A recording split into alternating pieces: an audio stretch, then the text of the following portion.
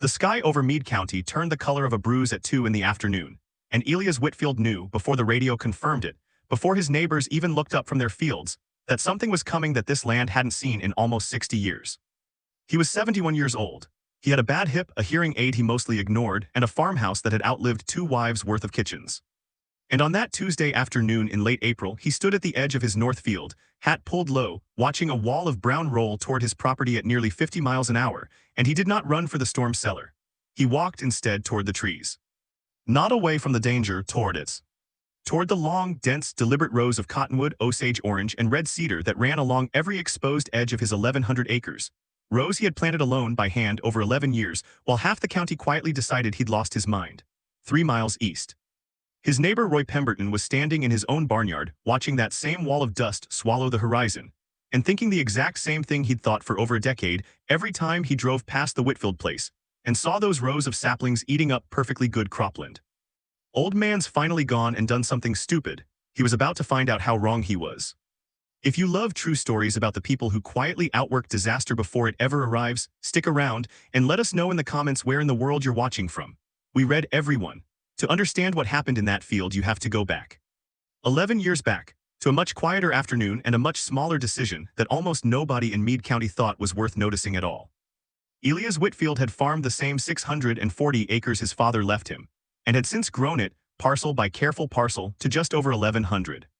Wheat in the rotation years, milo and sorghum filling the gaps, a little alfalfa near the creek bottom where the soil held moisture longer than anywhere else on the property. He'd buried his first wife, Corinne, when he was 44. He'd buried his second wife, Marjorie, when he was 66.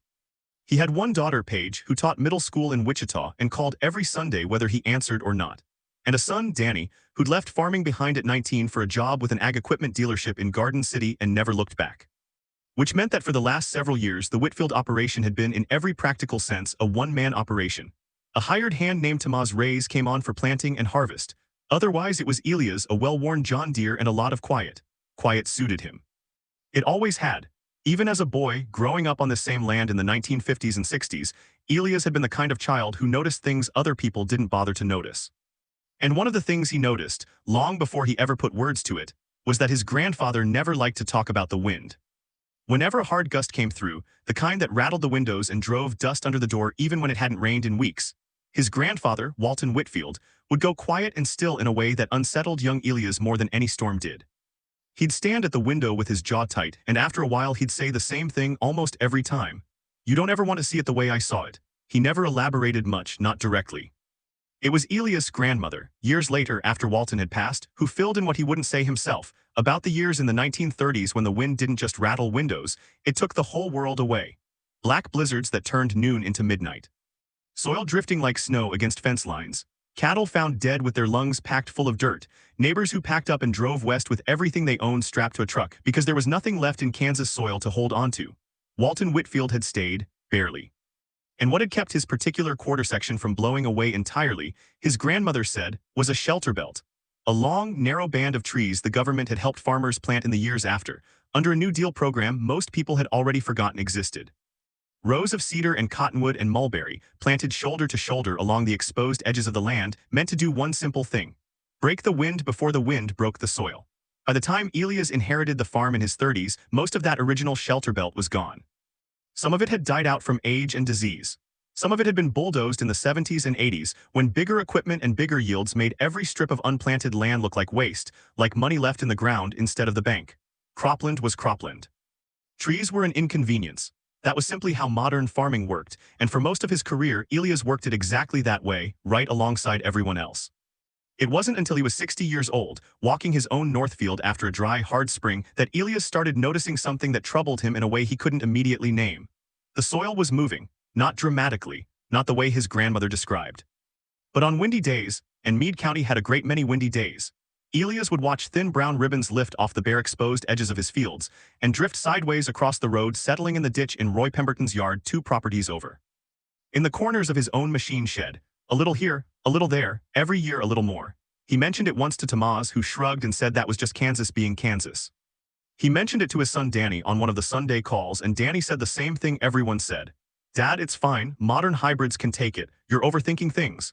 Elias didn't think he was overthinking it. He thought he was the only one still thinking about it at all. The autumn Elias turned 61, he started doing something his neighbors would have found strange if any of them had known about it, which, for a long while, none of them did.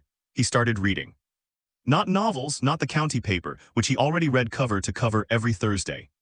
He started digging through old agricultural extension bulletins, half of them decades out of print, that he found by writing directly to the Kansas State University Extension Office and asking what they had in their archives about wind erosion and Shelterbelt design.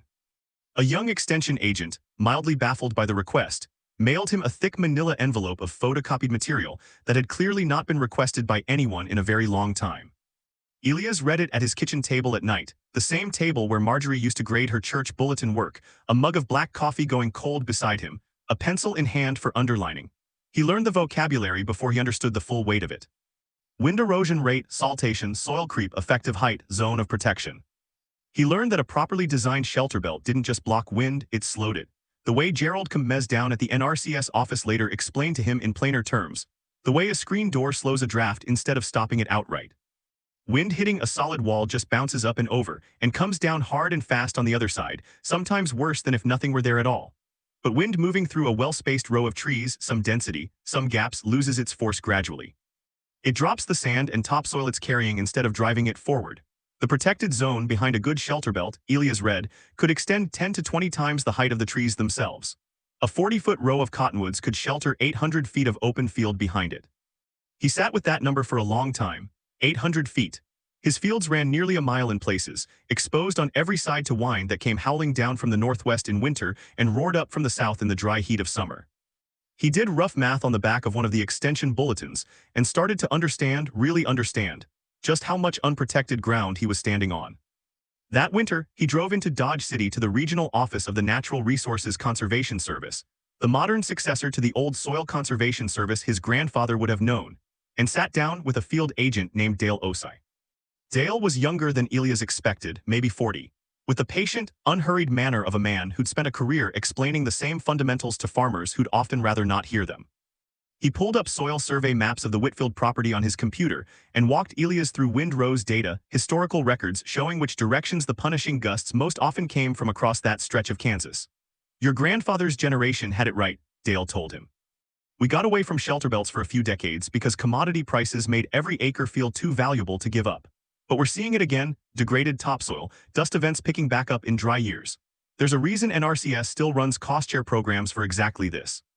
You wouldn't be the first person to come back around to it. You'd just be one of the few who came back around early. Elias asked what cost share meant in practical terms, and Dale explained that under the Conservation Reserve Program and related initiatives, a portion of tree stock, and even some of the labor costs for windbreak establishment could be offset. Not free, not close to it, but enough to make an ambitious planting plan financially survivable for one man working mostly alone. Elias left that office with a folder of planting density charts, species recommendations for the specific soil and rainfall pattern of Meade County, and a plan. He didn't tell anyone the scope of it. Not Danny, not Paige. Not Roy Pemberton, who farmed the section next door and had known Elias for 40 years. He simply started. The following March, Elias took 11 acres out of 1,100, a number he'd chosen with some private grim humor, out of active crop rotation along the most exposed northwest edge of his property, where the winter wind hit hardest and the soil movement had been most visible. He ordered seedlings through the NRCS program, eastern red cedar for the outermost row, dense and evergreen, holding its shelter value even in the dead of winter when deciduous trees stood bare. Behind that, a row of Osage orange, tough and thorny, and nearly indestructible once established, a species that had anchored Kansas hedgerows since the 1800s for exactly this reason. Behind that, cottonwood and green ash for height and fast growth, to give the whole structure real windbreaking mass within a decade instead of a generation. 3 rows, 110 feet wide at final maturity, running 600 yards along the northwest boundary of the Northfield. He planted the first seedlings himself, alone, with a hand auger and a 5-gallon bucket of water hauled behind the tractor on a trailer. Because 11 acres of trees needed more irrigation in their first 2 summers than Elias' budget could justify running proper drip lines for right away. He knelt in soil that hadn't been knelt in for row crop purposes in generations, packed dirt around root balls with his bare hands the way his grandmother once told him Walton had done it, decades before, with a different generation of trees that mostly no longer stood. Tomas helped on weekends when he could. Otherwise, it was just Elias, working before the day's regular farm labor and after it week after week, through a spring that turned unexpectedly dry. Roy Pemberton noticed first the way rural neighbors always notice everything eventually. He slowed his truck one afternoon on the county road, rolled down his window and squinted at the rows of thin, spindly saplings running along what used to be productive wheat ground. Taking some land out, Elias, something like that. Government paying you for it. Some of it, Roy nodded slowly, the way a man nods when he's decided not to say what he's actually thinking. Well, your land, your call, I suppose. And he drove on. Word moved through the county the way it always did, not maliciously, mostly, but with the particular blend of curiosity and judgment that follows anyone who does something different from what everyone around them has always done. At the co-op at the diner in town, the general take settled into something like, Elias Whitfield's gone and planted himself a tree farm instead of a wheat farm. Grief will do strange things to a man, I suppose, losing Marjorie the way he did. Nobody was cruel about it exactly. Kansas farm country doesn't often deal in cruelty, but nobody took it seriously either. It was filed away as eccentricity, a widower's project, something to make an old man feel useful. Elias let them think it. He didn't have the extension bulletins memorized well enough yet to argue his case persuasively, and he'd never much cared for arguing anyway. He kept a notebook, a simple, spiral-bound thing he bought at the hardware store in town, and in it, he began recording what he saw. Rainfall, wind events, soil movement or the lack of it along the sections nearest his new plantings versus the sections still bare. Survival rates among his seedlings, species by species, row by row. Nobody asked to see the notebook. He kept filling it anyway. Not everything took root, and Elias never pretended otherwise, not even to himself. The first summer brought a stretch of 6 weeks without meaningful rain, and nearly a third of his cottonwood seedlings, planted in the driest stretch of ground near the county road, went yellow and brittle and had to be written off. He replanted that section the following spring with a more drought-hardy cultivar Dale Osage recommended, and adjusted his spacing slightly wider, having learned the hard way that his original density had been slightly too ambitious for how much water he could realistically haul. The second year brought deer, a lot of them drawn by young, tender bark in a landscape with precious little else soft enough to chew. Elias lost nearly 200 yards of his Osage orange row before he figured out, through trial and a fair amount of frustration, that a simple mesh tree tube around each sapling's base solved most of the problem. He ordered 500 tubes and spent an entire October afternoon fitting every surviving young tree with one, his knees aching in the cold dirt, his breath visible in the morning air. There was a particularly bad ice storm in his fourth winter that split the crowns of a dozen of his oldest cedars, the ones he'd been proudest of, the ones that had finally started to look like something. He stood in the field the morning after looking at the damage, and felt something close to grief. Not the same grief he'd carried for Marjorie, nothing close to that scale, but a real and specific sadness for 11 acres of work, that seemed for one long morning like it might not be worth what it was costing him. He wrote in his notebook that night, lost 12 cedars to ice, considering whether this was foolish. Then underneath it in the same steady hand, will replant in spring anyway, and he did. By year 5 the Shelterbelt had stopped looking like a scattered, struggling experiment and started looking like something with real intention behind it. A genuine wall of green against the flat brown horizon, tallest along the cedar row, dense and thorny, along the Osage orange, reaching upward fastest along the cottonwood and ash. Elias had expanded too.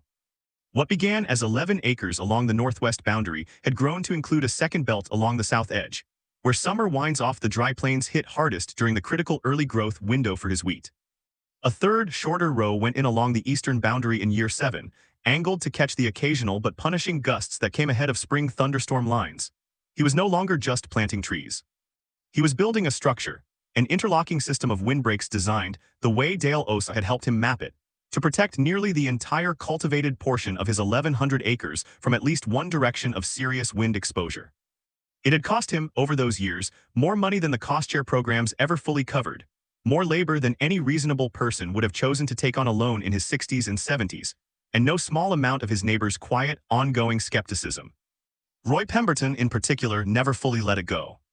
At a co-op meeting in year 6 discussing a bad yield year across the county, Roy made a point of noting, half in jest, that Elias Whitfield seemed to be the only man in Meade County who thought Kansas needed more trees and less wheat. A few men chuckled. Elias smiled thinly and didn't argue. He'd learned there wasn't much use arguing with a harvest that hadn't happened yet. His daughter Paige was the one person who never doubted him, mostly because she'd found the old extension bulletins on his kitchen table one Sunday visit and actually read them, cover to cover, the way her father had. "You're not crazy, Dad," she told him. "You're just early." "Early's not much comfort," he said, "if the storm never comes." He didn't know then how wrong that particular worry would turn out to be. By his 11th year of planting, Elias Whitfield's Shelterbelts had matured into something genuinely formidable. The original cedar row along the northwest boundary stood nearly 30 feet tall, dense enough that a man could no longer see clearly through it in summer leaf. The cottonwoods behind it had shot up faster still, some approaching 40 feet, their canopies beginning to knit together overhead into something that looked, from a distance, less like a planted row and more like the edge of an actual forest. That same year, Meade County, and most of southwestern Kansas with it, entered one of the driest stretches anyone under the age of 80 could remember. Winter snowpack had been thin. Spring rains, usually reliable enough to get wheat established and green before the summer heat set in, mostly failed to arrive. By April, soil moisture readings across the region were sitting at levels the Extension Office hadn't recorded since the drought years of the early 2010s, and some longtime observers were quietly drawing older comparisons still. Bare exposed cropland across the county began doing what bare exposed cropland in a dry Kansas spring has always done when the wind picks up. It began to move. Elias watched it happening on his neighbor's land before it ever reached the scale of true crisis. Thin brown haze lifting off freshly worked fields on windy afternoons, settling in ditches, dusting parked trucks and porch railings a fine gritty tan. Roy Pemberton's place directly east. Took it worse than most. Roy had gone all in on continuous no till the previous few years to save on fuel and labor costs, which was generally sound practice. But without any windbreak structure at all, his bare fallow ground between plantings sat almost entirely undefended against the gusts rolling in. Nobody yet called it a crisis. Farmers are, by long habit, reluctant to name a bad year before it has fully declared itself. But the National Weather Service had begun issuing periodic blowing dust advisories for the region by late April, and Elias, watching the forecast models with the same close attention he'd once given his old extension bulletins, understood something was building that hadn't fully arrived yet. Then on a Tuesday in the last week of April, it arrived. A powerful low-pressure system, dragging an unusually sharp dry cold front behind it, swept down out of Colorado and Nebraska into southwestern Kansas with almost no warning beyond the standard forecast window. Winds ahead of the front, funneling across a landscape parched by months of near-record dryness, began gusting past 50 and then 60 miles an hour by early afternoon. Across the high plains, this kind of event had a name people in Meade County still remembered from their grandparents, even if they'd never used the term themselves before that day: a dust storm. Or in the older, harder language some of the county's oldest residents still reached for without quite meaning to, a black blizzard. It rolled toward Meade County from the northwest, the exact direction Elias' oldest, tallest Shelterbelt had been standing sentinel against for 11 years. He was out checking a fence line when he first saw it on the horizon, a wall of brown-black haze rising thousands of feet into the sky, swallowing the afternoon sun, moving with a speed that made his stomach drop even with 11 years of preparation behind him. The temperature dropped 10 degrees in minutes. The light went strange and amber, then dim, then close to dark. He did not run for shelter immediately. He drove, instead, along the edge of his north field, watching what his years of work were about to be tested against. His old truck's headlights cutting through air that was already thickening with grit even a half-mile ahead of the storm's leading edge. 3 miles east, Roy Pemberton was in his own barnyard, staring at the same approaching wall, his bare fallow fields lying completely exposed across nearly 400 acres with nothing between them and 60-mile-an-hour wind but flat, dry, unprotected ground. The storm hit Meade County in full within the hour. On the unprotected stretches of the county, Roy Pemberton's fallow ground, several sections further south with no tree cover at all, exposed roadside ditches everywhere. The wind tore directly across bare soil at full, undiminished force. Topsoil lifted in dense, rolling clouds. Visibility on the county highway dropped to near zero within minutes. The sheriff's department closed a 12-mile stretch of road entirely, rather than risk multi-vehicle pileups in air that had gone the color and thickness of dirty coffee. Fine soil drifted against fence lines in low dunes. The way old-timers had described it happening in stories nobody quite believed were literal until they watched it happen themselves. Roy Pemberton's uncovered fields lost by his own later estimate somewhere close to 1.5 inches of topsoil across nearly 300 acres in a single afternoon, soil that had taken decades of careful management to build gone in under 2 hours. Carried east on wind that didn't slow down until it ran out of open ground to cross. On the Whitfield property, something different happened. The storm's leading edge struck the tall cedar and cottonwood row along the northwest boundary first, and rather than tearing across the field behind it at full force, the wind began, almost immediately, to lose its shape. The dense outer cedar row absorbed the hardest, lowest-lying gusts directly. What punched through or lifted over the top slowed dramatically, as it crossed the deeper, more porous cottonwood, an ash canopy behind it shedding velocity the way Dale Ose had once described at a desk in Dodge City.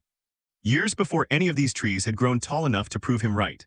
By the time the disturbed air reached open cropland on the far side of the belt, its force had dropped enough that the fine, dry topsoil beneath it, still vulnerable, still capable of lifting under the right conditions, simply did not lift the way it did on unprotected ground less than a mile away. Elias stood near the shelter of his machine shed, watching dust roll visibly along Roy Pemberton's exposed fields to the east while his own fields, protected behind 11 years of trees, held largely still beneath a hazy but far less violent sky. It wasn't calm, exactly. Debris still moved. Grit still stung exposed skin. But it was a different storm on his side of the property line, slowed, broken, robbed of the raw force that was stripping soil off his neighbor's ground in real time.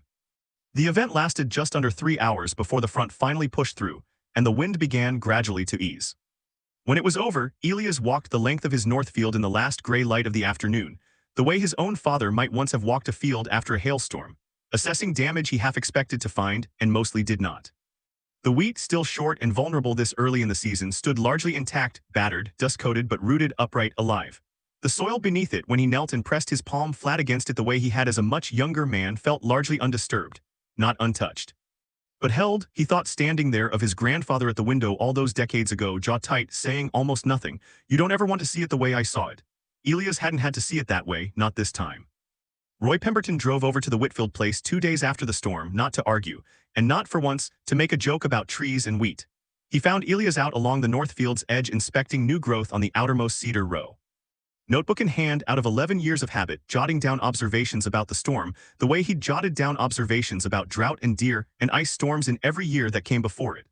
Roy stood at the edge of the Shelterbelt for a long moment, looking at the dense dust-dulled but clearly intact wall of trees in front of him, and then out past it at Elias' wheat, still standing, still rooted in a field that should have, by every ordinary expectation of that storm, looked considerably worse than it did. "I lost 1.5 inches off 300 acres, Roy said finally. "Maybe more, won't know the full count till the soil tests come back." "I'm sorry to hear that, Roy. You're not surprised, though." Elias considered the question honestly, the way he tried to consider most things. "No," he admitted, "I suppose I'm not." Roy looked at the trees again, running a hand along a strip of Osage orange bark, rough and thorned. The same tree species that had anchored Kansas hedgerows for 150 years before anyone in his own generation had decided they weren't worth the acreage. "How much did all this run you over the years?" Elias told him, honestly, the seedling costs, the cost share offsets, the irrigation, the deer tubes, the labor that never showed up on any invoice because it had all been his own back and his own knees hour after hour for 11 years. Roy was quiet for a while. Then he asked the question Elias had in some sense been waiting 11 years for somebody in the county to finally ask him directly. "Would you walk me through what you did? I mean actually walk me through it. Species, spacing, all of it." Elias did. He spent the better part of 2 hours walking Roy Pemberton along the full length of his Windbreak system, explaining what he'd learned from a stack of old extension bulletins and a patient field agent named Dale Osage, how a solid barrier only made wind worse on the far side, how the right density let it filter through and lose its force gradually instead, how roots 4 and 5 feet deep held soil together in ways that no amount of surface-level fallow management ever could on its own. He explained what had failed along the way, the drought losses, the deer damage, the ice storm that took a dozen mature cedars in a single bad night, because he'd learned over 11 years that the failures were as instructive as anything that had gone right. "It's not fast," Elias told him. "You won't see real protection for 6-7 years minimum. Full maturity's more like 15-20. It's not a fix for this year, Roy. It's a fix for whatever year like this one comes next." Roy Pemberton, 60 years old and not accustomed to admitting when he'd misjudged something, looked back down the long, dust-marked stretch of his own bare fields, and then at the green standing wall of Elias' Shelterbelt beside them. "I've got a section along my north boundary that's never been much good for wheat anyway," he said slowly. "Been meaning to do something with it for years. An RCS office in Dodge is still running the cost share program," Elias said. "Ask for Dale Osage. Tell him Elias sent you. He'll set you up right."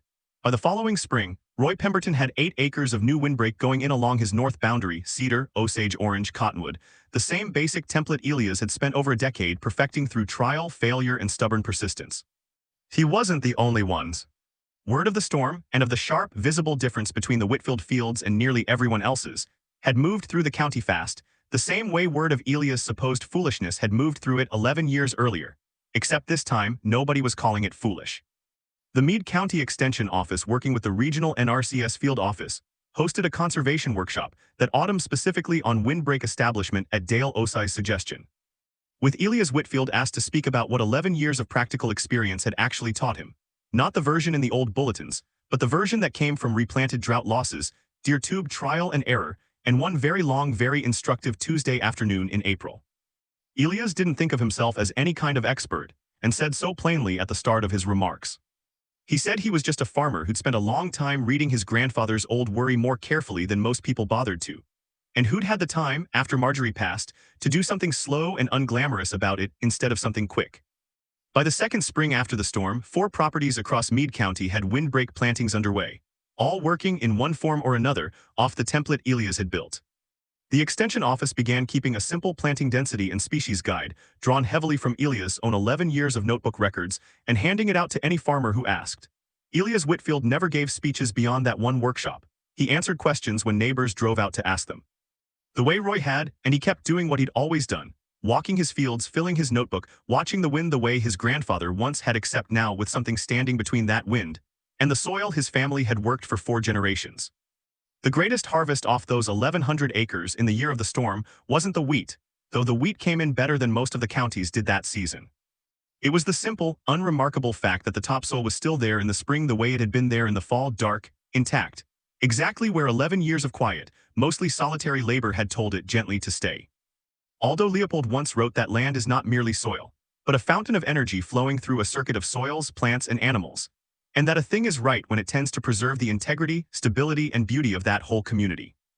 Elias Whitfield never read those words in quite that form, and likely wouldn't have called what he did anything so grand as preserving a community's integrity. He would probably have just said he didn't want to see it the way his grandfather once saw it. He never did. What's the piece of family or farming wisdom that stayed with you the longest, and where in the world are you watching from? Tell us in the comments. We read every one.